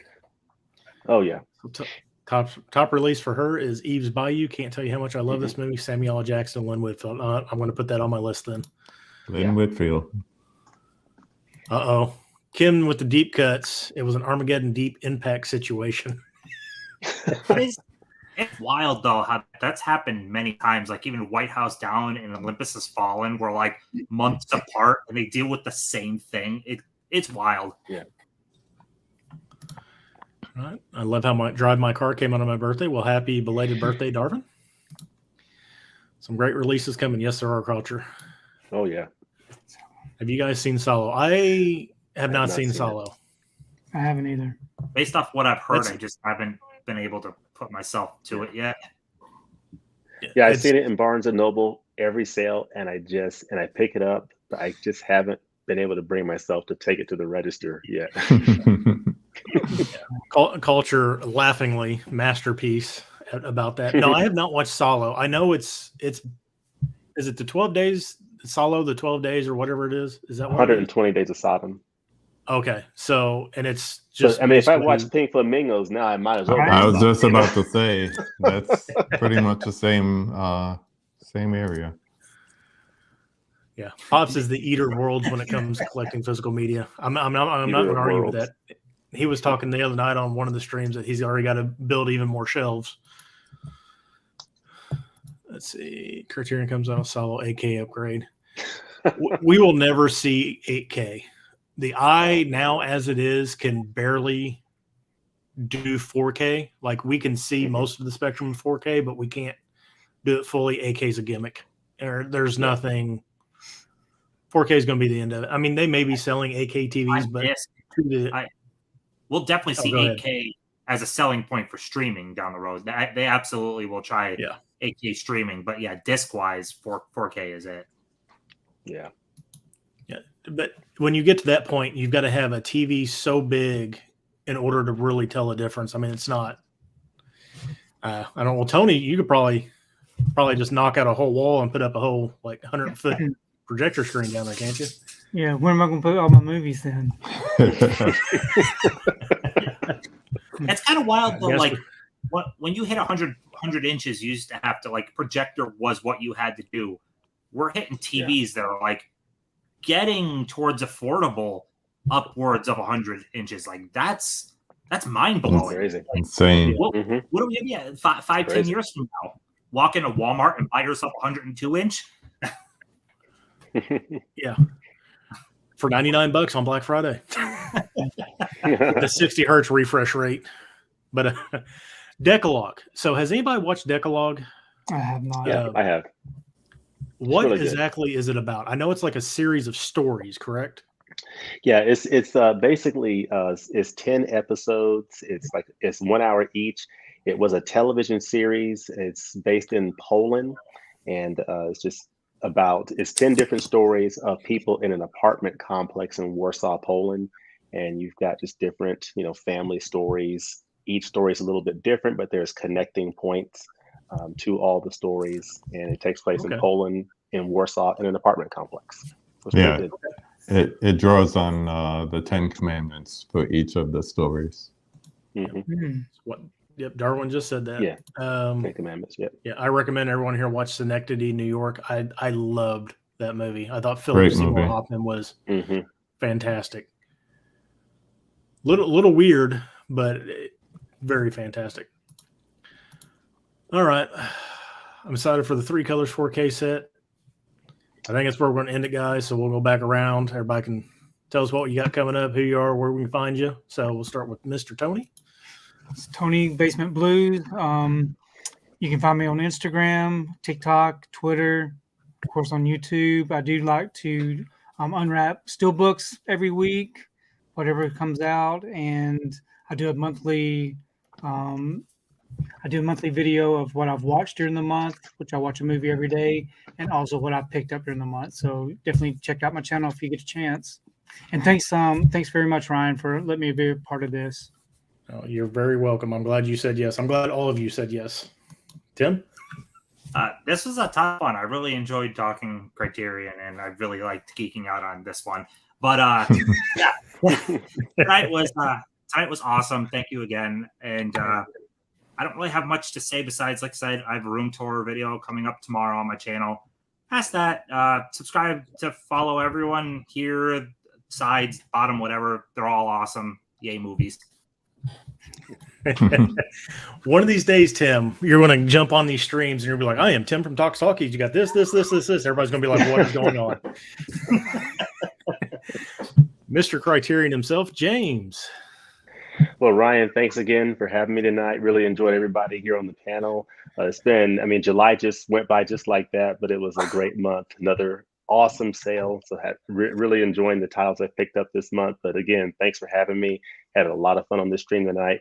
Of course, my channel is 20th and 21st Movies. We're about all things cinema. We talk about a lot of Criterion titles, Arrow video titles, as well as other out-of-theater reactions. This coming Wednesday, I've got a live review coming up of these two titles here on 4K, Okja and Tenebrae. So I'll be doing a live stream talking about these two amazing titles from Criterion and Arrow, and plan to do an out-of-theater reaction of the Brad Pitt starring film Bullet Train this week. So looking forward to that, and just looking forward to a really fun August. But again, had a lot of fun tonight, and thanks again, Ryan, for the invite. You're very welcome, sir. And last but not least, again, Mr. KB. Hello, everyone. KB Loves Movies. Basically, the channel is about collecting, conversations, and reviews. I will see you at the movie, Jane, because I'm also going to be doing a screen react out of the theater reaction to Bullet Train on Thursday. I went to see Nope for the second time this weekend, so I'm thinking about doing a video essay, because I'm coming across more and more people who are like, what did that mean? And the thing about the movie is there are different levels to it. So I think I'm going to put together a video essay called Understanding Nope and drop that sometime this week. Plus, I have a conversation with a very popular lady coming up. So I'll leave that at that point. And when you see it, please subscribe, like, all that good stuff. Thanks again, Ryan, for having us. This was a blast. Right. Again, appreciate you all showing up. Criterion's probably one of my favorite times of the years, or during the sales. I'm glad you all showed up, showed us what you got. Again, links are down below for everybody. Make sure you go to their YouTube, subscribe to them, follow them on Instagram. Great stuff coming out from all these guys. And it doesn't cost you anything. Just hit a button, please. As far as me, I've got something coming up Thursday with the 4K Lowdown. Friday, I've got an interview with another YouTuber, which I'm not going to say anything about yet because he records his stuff. And then in 3 weeks, I'm trying to get another live stream together. I've already talked to several people, so there might be something coming up here in about 3 weeks. So thank you all, everybody in the chat that showed up. Thank you for commenting and everything. Great interactions. Like I always say, it's Ryan from Movies with Ryan. One of these days, I'm not going to say this, but until we see you again, have a fantastic night. Awesome.